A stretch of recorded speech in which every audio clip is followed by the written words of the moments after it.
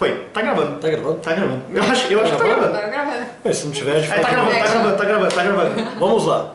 Sejam bem-vindos a mais um Tudo que você sempre quis saber sobre marcas, mas tinha vergonha de perguntar. Nessa segunda edição, finalmente, a Karina está aqui. Ela ainda está tossindo, ela ainda está doente, mas a gente vai gravar mesmo assim. E dessa vez o tema vai ser naming.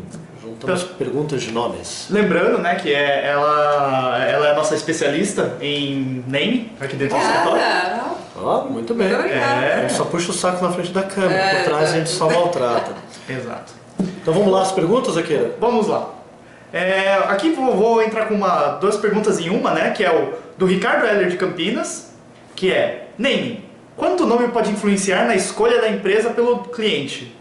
E Pedro Betoni, Piracicaba, qual a importância do name para uma empresa ou produto para o consumidor final? Como as duas perguntas estão bem próximas, a gente resolveu responder em conjunto. Então, vamos lá, na chuleta, sim? Cara, eu gosto muito de um podcast que eu vi uma vez com o Jaime Troiano, que ele falava assim, um nome, se ajudar, no máximo talvez ajude 5%, 10% no esforço de venda ou na escolha daquele cliente. Mas a questão é o quanto um nome ruim atrapalha. Não é questão de como um nome maravilhoso vai ter um grande impacto, mas se o nome for adequado, o quanto ele pode gerar uma inibição, atrapalhar vendas, ou o produto não ter credibilidade por conta daquele nome, ou até mesmo atrapalhar a comunicação. Então, pelo menos na minha opinião, eu queria que a Karina complementasse, está muito mais enquanto um nome inadequado pode atrapalhar no dia a dia da empresa do que um nome ser excepcional e alguém parar e falar: nossa, que nome, que fantástico. Isso não acontece no dia a dia, mas o nome ruim atrapalha. Com certeza. Eu vejo muito isso também e concordo bastante, mas eu sei que assim, o nome ele também, a maneira como cada um percebe o nome vai muito também de repertório, né? Então uma pessoa pode achar um nome super legal, gostei da sonoridade, gostei disso, gostei daquilo, mas vai às vezes de acordo até com o que ela sente em relação ao nome, que é algo muito pessoal. Então, nesse caso, tem essa questão que o Guilherme falou do quanto um nome inadequado prejudica, mas vendo pelo lado positivo, aí é muito específico realmente de cada pessoa, né? Vai muito do sentimento em si. Assim, tem muita gente com nome feio, vai. Com certeza. E se você não conhece alguém que tem um nome muito feio, é porque provavelmente é você, tá? Mas assim, seu pai e sua mãe adoraram o nome que eles te deram, assim como todos os pais e mães adoraram os nomes horríveis de um monte de gente por aí. A questão acaba sendo aqui muito mais quando a gente está fazendo um trabalho de name, não é se Rodrigo é melhor que Ricardo, vai numa comparação, mas se Rodrigo vai sofrer menos bullying do que Godofredo. Godofredo talvez sofra muito mais bullying no mercado do que Rodrigo. Então, quando a gente está criando nome, a gente tem muito mais essa preocupação. Mas tem um detalhe, né? Quando a gente fala no uso da web, tem nomes que desempenham melhor em mecanismo de busca, nomes que desempenham pior. Então, se isso for importante para você, talvez essa parte técnica possa influenciar sim um pouco ali as suas vendas. Perdão. Bom, mas resumidamente, não é o quanto pode influenciar a escolha, mas o quanto ele pode influenciar a não escolha. Acho que é bem isso mesmo. Quando ele pode evitar ou até às vezes gerar uma repulsa, né? Da pessoa olhar e falar: não, esse nome é muito estranho, deve ter alguma coisa estranha aí, é melhor eu nem ir atrás, não sei. Às vezes pode acontecer esse tipo de reação, mas o mais importante, na verdade, é estudar um pouco o perfil do cliente. E aí você vai direcionar as estratégias do nome para poder alcançar essa percepção que você queira que ele sinta, né? Isso vale para a empresa, vale para nome pessoal. Por exemplo, aqui na Sebastiani a gente adotou, por falta de criatividade, a gente não trabalhava com name na época, o meu sobrenome, mas Sebastiani, a maior parte das pessoas não sabem, é o sobrenome da minha mãe. É porque Martins de Toledo Brand, eu acho que não pegava muito bem. É um bom exemplo. Não, mas cai bem para uma empresa de engenharia, né? Engenharia, advocacia, né? Sebastiani Engenharia. Associados, olha. Sebastiani Engenharia, advocacia, eu não contratava, mas com área criativa funciona melhor. Então acho que tem um pouquinho esse lado da percepção e de como ele pode talvez mais atrapalhar do que ajudar. Exato. E da mesma forma que no visual a gente tenta perceber muito assim, tenta ver alguma erotização ou sexualidade numa marca, a gente tenta sempre prever alguma coisa pejorativa verbalmente também. Tem vários nomes quando a gente cria, quando a gente vai falar em voz alta, ficam meio negativos. Ficam bem negativos, pejorativos, por aí vai. Bom, vamos para a próxima? Vamos para a próxima. Essa aqui é da Bruna Brasil Galindo, de São Bernardo do Campo. ABC. Quais são as características principais da empresa que devemos levar em conta para criar um naming? Nossa, é que daí tem tanta coisa. Vamos lá.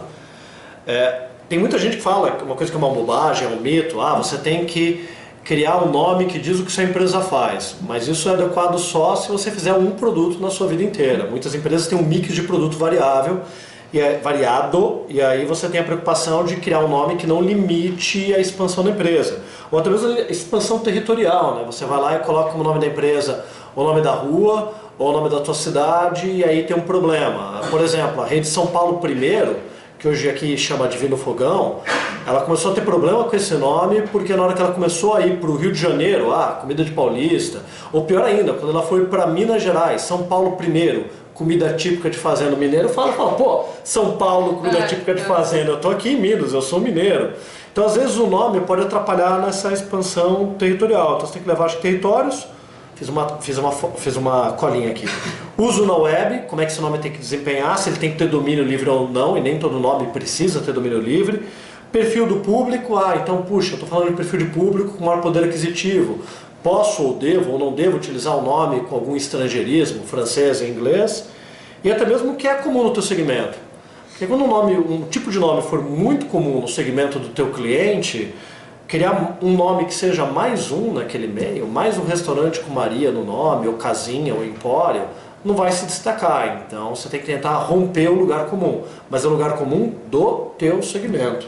O que mais, cara? Tem também, principalmente, um ponto que a gente pega bastante aqui na Sebastiani, é muito o lado jurídico, né? Então, é uma preocupação que nem sempre todo mundo tem, e ela é muito importante, às vezes, na maioria dos casos, até talvez uma prioridade acima de qualquer outra, que é justamente isso. Então, se você tem uma prioridade da importância que você vai ter no seu segmento, ou às vezes até mesmo de querer virar um sinônimo de categoria ali, você ter um nome exclusivo no NPI na sua classe é muito importante, porque se você cai para um nome genérico ou comum ou sem proteção, isso pode acarretar muitos custos no futuro e coisas assim equivocadas que você perde o controle. Então, uma das principais preocupações também é esse lado jurídico, né? Resumindo o que a Karina falou, basicamente, se você não puder registrar o nome não é seu. Ele pode ser um nome genérico, qualquer um pode registrar, e se você não puder registrar, você pode perder esse nome mais pra frente, então tem que tomar cuidado com isso. Era isso? Não, é porque tem muitos detalhes do lado jurídico que daí são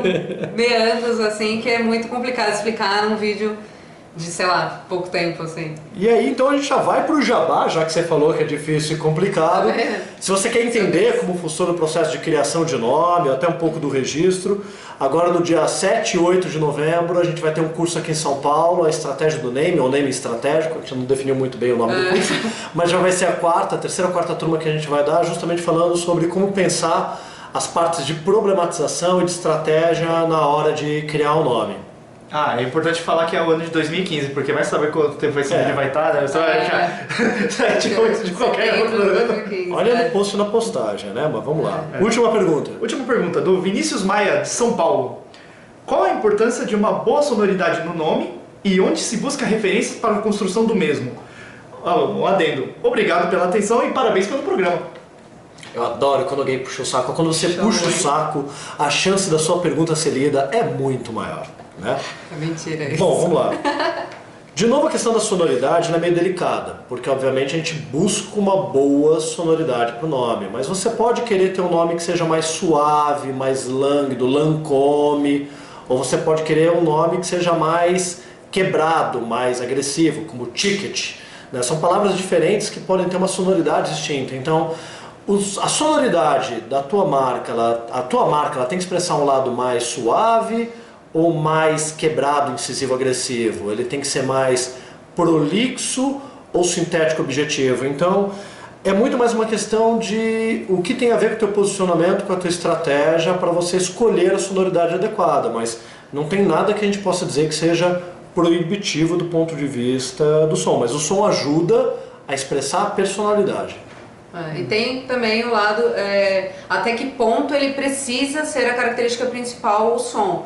Às vezes você pode ter uma outra característica principal para expressar através do nome, mas o som ele costuma ser bem importante, principalmente pela necessidade do seu público. Então, de novo, volto no ponto de estudar também bastante o público, porque às vezes a gente acha muito legal um nome ter uma sonoridade super diferente, só que daí quando chega no teu público, que é teu teste final, o público não consegue falar ou fala muito errado. Não que 100% das pessoas vão falar certo, erros sempre vão acontecer. Mas assim, se todo mundo começa a falar errado ou tem pronúncias diferentes, começa a virar um problema para você. Então, às vezes, não se atrair tanto assim pelo lado, igual a Kira falou, fica muito sensual ali, né? Fica muito, como fala a palavra? Erótico. Não, você gosta muito da palavra, você fala, caraca, ficou muito legal. Você se apaixona pelo nome. Você se apaixona pela sonoridade, você fala, não, esse nome tem que ser assim. Só que quando você joga no público, não é como realmente ele é percebido. Então, até pesquisas costumam ser muito interessantes para avaliar esse tipo de característica, e é muito importante ter também. E é legal porque às vezes a gente vai fazer pesquisa com o perfil de público para ver se ele consegue pronunciar ou como ele percebe cada nome e dá exatamente o que você prevê. Você fala, nossa, a gente é foda, né? Pô. E às vezes dá exatamente o contrário, mas pelo menos você está crescendo, você está pesquisando, você está entendendo isso um pouco mais. E na segunda parte da pergunta, onde buscar referência para a construção do nome, você vê que está tocando o telefone, né? Fala que eu não tô. Cara, a gente não busca referência para criar um nome, mas a gente vai olhar o que é o comum do segmento, o que é o comum da linguagem de categoria, para justamente ver se vale a pena, geralmente é o caso, fugir, fazer o oposto. Então a gente não busca a referência daquilo que a gente quer seguir, mas o que é o comum para a gente poder fazer diferente. Retomando o exemplo entre Sebastiani e Martins de Toledo, ou Martins de Toledo, Sebastiani é um pouco mais suave em sua sonoridade, que tem muito mais a ver com o trabalho que a gente faz, que é um pouco mais minucioso e tal, não é aquela coisa tão bruta, né? Acho que é isso. Beleza? Beleza. Então, até a próxima, e para quem quiser fazer o curso, a gente coloca o link na postagem. A gente também vai colocar o link para você mandar a sua pergunta. Se a gente não souber a resposta, a gente inventa, mas vamos nessa. Esse foi o número 2. E aí, gente, desculpa pelas minhas engasgadas, porque essa foi a minha primeira vez, mas a deles já é a segunda. Então desconto pra mim. A gente não tem desculpa. Não Legal, tem, hein? não Beleza, jogou a gente legal, Karina. Valeu. Bom, Falou. Falou, Tchau, até mais. obrigada.